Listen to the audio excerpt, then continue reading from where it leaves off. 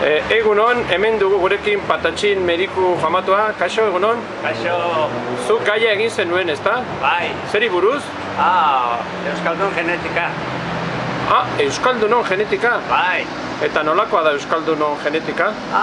Desberdina da eta berezia. Berezia, eta zertan da berezia?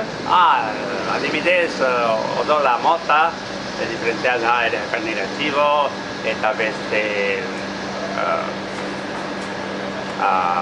gene desberdina, eta gaixotasun desberdina ere bai. Zein da Euskaldunon gaixotasun... Zu medikoa zara eta Euskaldunon nolako osasuna daukagu? Nolako? Osasuna. Ez da asko antigeno odola euskaldunaren. Eta baizik beste gaixotasuna indarra da euskalduna.